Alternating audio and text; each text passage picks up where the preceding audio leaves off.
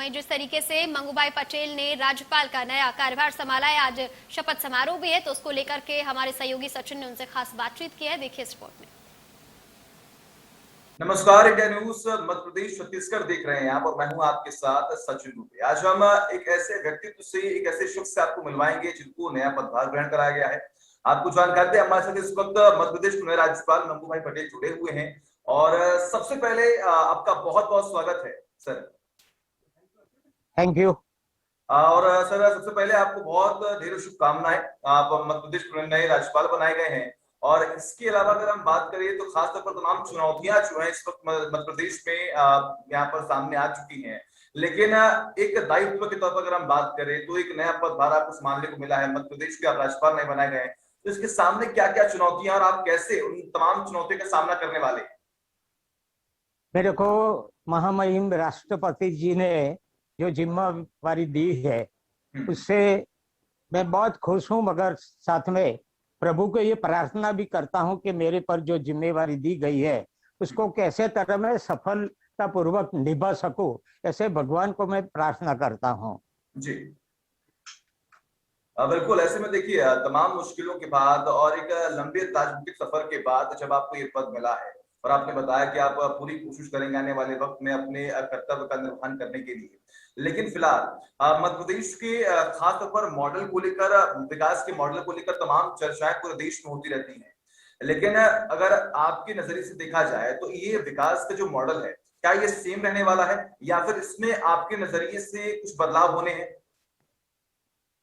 मैं पहले तो मध्य प्रदेश आऊं, वहां का सिचुएशन क्या है, पूरा मध्य प्रदेश का समय दर दौरा कर सकता करूंगा, क्या क्या जरूरत है और वहां की जो सरकार है वो सरकार मेरे पास जो जो काम लाएंगी उसको निष्ठापूर्वक सफल करने का मेरा प्रयास रहेगा।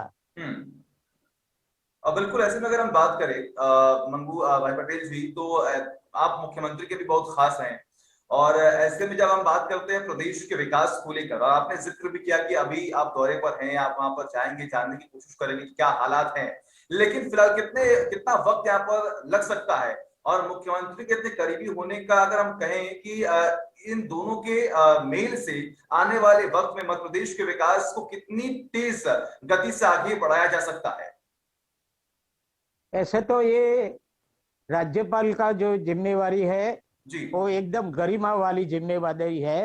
वो कोई पार्टी के साथ कुछ नहीं, मगर वहां के विकास के लिए जो जो मेरे पास आएगा, कोई भी हो, मगर सबकी बात सुनकर कैसे तरह विकास किया जाए मध्य प्रदेश का, सब समाज का कैसे विकास किया जाए।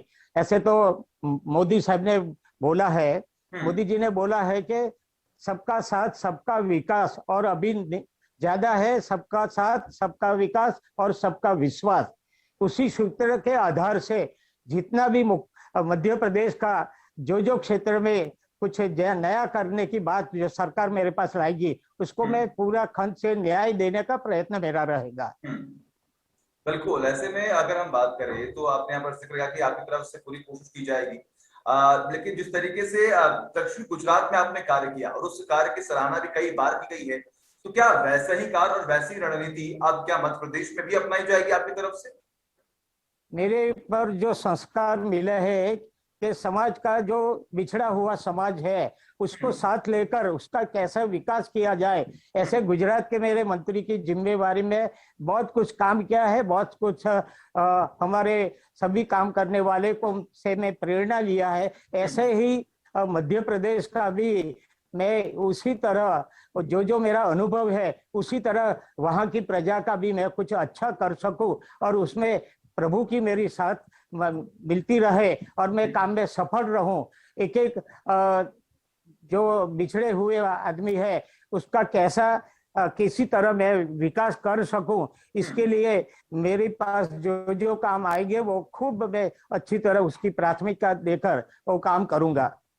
बिल्कुल। ऐसे में देखिए, विकास का जब जिक्र होता है तो कहने के किसानों की बातें भी यहाँ पर उठती हैं, तो किसानों को लेकर, क्योंकि देखिए मध्य प्रदेश में हमने देखा किस तरीके से किसानों को यहाँ पर उनके लिए तमाम योजनाएं लेकर आती है सरकार, उनको लाभ पहुंचाने के लिए तमाम नीति यहाँ पर बनाई जाती है।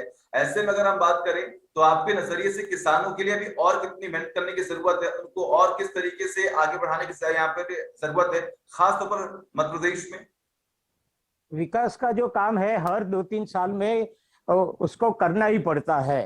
वो तो समय अंतर पर नया नया काम की भी जरूरत होती है, तो उससे कैसे किया जाए। और किसान की बात कर रहे थे, अभी जो लोकसभा में 2-3 सुधार जो आए, उससे लगता है कि किसानों की भी आमदनी उससे बढ़ने वाली है।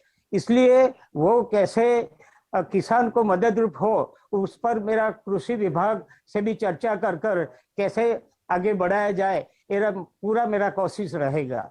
बिल्कुल, अगर हम बात करें राज्यपाल जी, तो हमने देखा है तमाम योजनाएं तो सरकार की तरफ से बनाई जाती हैं, लेकिन जमीनी स्तर पर कहीं ना कहीं वो एक चूक रहती है तमाम अधिकारियों की तरफ से, जिसका लाभ जो है आम जनता को नहीं मिल पाता है। तो इस कमी को, इस लूप होल्स को आप किस तरीके से मजबूत करने वाले हैं?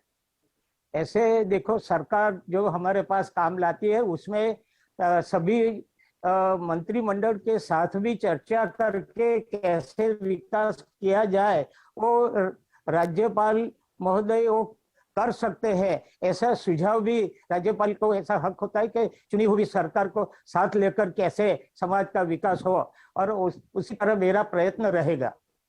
बिल्कुल। और देखिए अगर हम बात करें तो संवैधानिक तौर पर, प्रशासनिक तौर पर प्रदेश का सबसे पहला व्यक्ति राज्यपाल होता है, और आपके नजरिए से अगर हम बात करें तो आप अभी फिलहाल आ चुके हैं, हालांकि आपने जिक्र किया कि अभी दौरा करना बाकी है, लोगों से मिलना भी बाकी है, लेकिन अभी भी अगर हम बात करें तो आपको, आपके नजरिए से क्या लगता है, मध्य प्रदेश में क्या अभी भी कोई कमी है, और वो कमी को किस तरीके से आप दूर करने वाले हैं?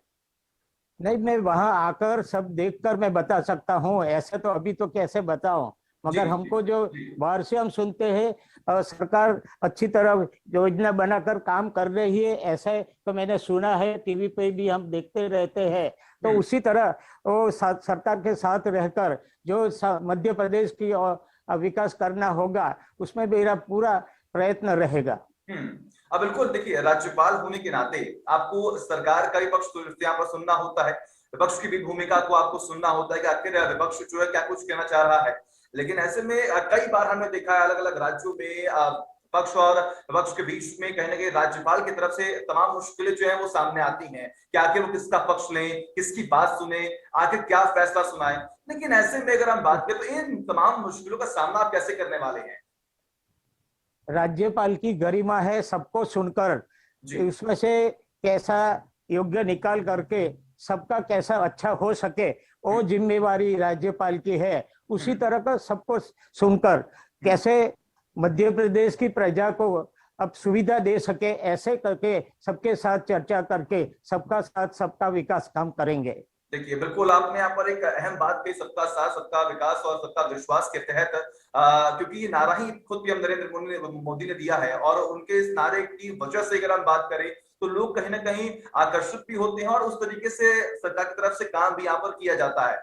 लेकिन कई जगहों पर हमने देखा, जैसे कि मैंने अभी जिक्र किया लूप होल्स के बारे में मैंने बात की, तो सिर्फ मध्य प्रदेश में नहीं, अलग अलग राज्यों में वो लूप होल्स यहाँ पर देखने को मिलते हैं। और आपने जिक्र किया भी कि अभी दौरा करना बाकी है, लोगों से मुलाकात करना बाकी है, पक्ष विपक्ष से बात करके हम अहम मुद्दों पर बात करने वाले हैं। लेकिन एक और मुद्दा, रोजगार का अगर हम बात कर ले, जिक्र कर ले, तो रोजगार को भी लेकर तमाम सवाल खड़े किए जाते हैं। तो मध्य प्रदेश में आने वाले वक्त में किस तरीके से विदेशी कंपनियां निवेश करने वाली हैं, या फिर अगर हम बात करें तो किस तरीके से रोजगार को बढ़ावा मिल सके, क्या इसको लेकर अभी तक आपके मन में कोई प्लानिंग, कोई माइंड में पहले से ही कोई ब्लूप्रिंट्स तैयार आपने कर रखे हो?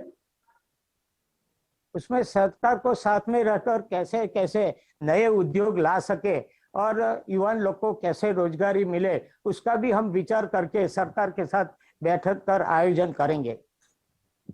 बिल्कुल। और फिलहाल अगर हम बात करें राज्यपाल जी, तो आपने तमाम चीजों का यहाँ पर जिक्र किया, एक विशेष तौर पर जो इस वक्त महामारी का दौर चल रहा है, मैं आपसे आपका अनुभव यहाँ पर जानना चाहूंगा कि आपका अनुभव क्या कहता है इस महामारी के दौर में?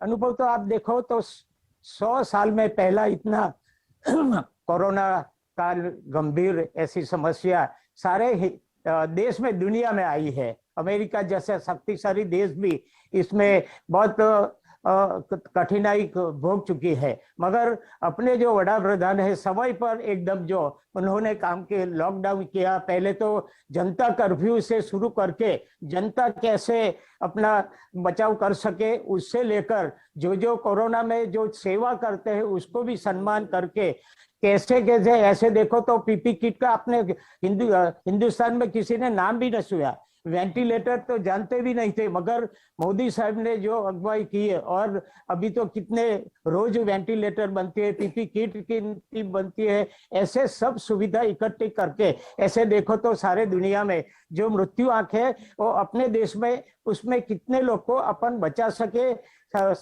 एकदम समय पर मोदी साहब ने जो लॉकडाउन किया और उसकी जो अपने असर हुई उसके लिए अपने कई लोगों को ऐसे अपन बचा सके, ऐसे समय सर जो ऐसे समय पर उसका इलाज किया, उसी तरह मैं जानता हूं कि मध्य प्रदेश में भी ऐसी सुविधा करके वहां का भी मृत्यु कम हुआ, जल्दी क्योर हो गए, ऐसे कई ऑक्सीजन की व्यवस्था हो। कई बार तो मोदी जी जनता के सामने आकर 3-4 बात ख्याल करके, भाई 2 गज की दूरी रखो, मास्क पहनो, हमेशा हाथ धोते रहो और घर में भी उसका अमल कराते रहो, ऐसी जो एक प्राइम मिनिस्टर जैसे लोग हर समय पे आकर जो प्रजा को जागरूक करते, उसके लिए ऐसे समझो तो 100 साल में इतना बड़ा कोरोना ग्रस्त हुए मगर कई जीव ऐसे अपन बचा सके हैं भगवान की। फिर भी मैं भगवान पे ऐसे आशा रखता हूं कि कम से कम ऐसे रोग आए और मृत्यु नहीं हो। ऐसी तरह सभी लोग समझकर खुद को कैसे बचाए वो जरूरत है और उसके लिए जो जागृति आवश्यकता है वो सरकार के साथ रहकर कैसे जागृति बढ़ाई जाए, ऐसा प्रयत्न मेरा रहेगा। बिल्कुल। ऐसे में अगर हम बात करें राज्यपाल जी, तो कि आपने इन तमाम चीजों का जिक्र किया और एक निजी सवाल जो मैं जरूर यहाँ पर करना चाहूंगा, क्योंकि देखिए महामारी का दौर चला और हमने देखा किस तरीके से तमाम मंजर को हमने देखा, वो तस्वीरें हमको देखने को मिली जो कि दिल को झकझोर देने वाली थी, परेशान करने वाली थी।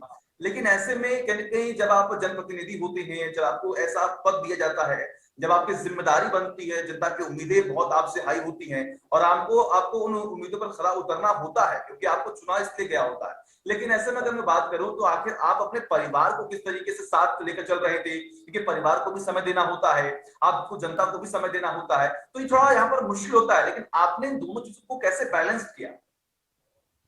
देखो पहले तो ये कोरोना काल ऐसा था कि खुद को अपना जीव बचाना है तो उसका अमल पहले करे। 2 गज दूरी, भीड़ में नहीं जाना, मास्क पहनना, मास्क बिना फिरना नहीं, समय समय अंतर हाथ धोना, और खुद की जिंदगी को बचाने का सूत्र था।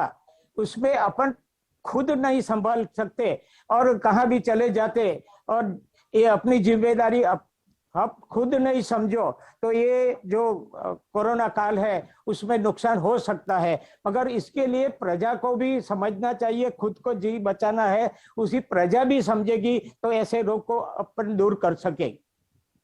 बिल्कुल। देखिए आखिरी सवाल मैं आपसे यहाँ पर करना चाहूंगा कि इस पूरे महामारी को देखते हुए और नए राज्यपाल के तौर पर आप मध्य प्रदेश की जनता को क्या संदेश देना चाहेंगे? मैंने बोला ना कि प्राइम मिनिस्टर ने जो बोला है अभी कोरोना काल में जो खुद को बचाना है तो 2 गज की दूरी रखो, भीड़ में मत जाओ, मास्क पहनो और समय अंतर पर हाथ धोते रहो। खुद का जी बचाना है तो इसमें साथ में लेकर सब कैसे अपना जी बचा सके उसी तरह सबको ये पालन करना होगा, तभी ऐसी बीमारी से अपन मुक्त हो सके। ऐसी मेरी है। आभार। भारत माता की जय। बिल्कुल। और एक बार फिर से आपको आईटीवी नेटवर्क की तरफ से आपको बहुत बहुत शुभकामनाएं मध्य प्रदेश के नए राज्यपाल। Thank you sir, thank you. बहुत बहुत शुक्रिया अपना कीमती वक्त देने के लिए। तो आपने सुना किस तरीके से राज्यपाल हमारे साथ जुड़े थे, उनसे मुलाकात आपसे कराई और उन्होंने कहा कि आने वाले वक्त में हम मध्य प्रदेश को विकास की राह पर आगे बढ़ाने के लिए तमाम रणनीति बनाएंगे, पक्ष विपक्ष की दोनों बातों को सुनकर जो सही फैसला होगा वो लेंगे। चलिए वक्त है छोटे से ब्रेक का। Thank you.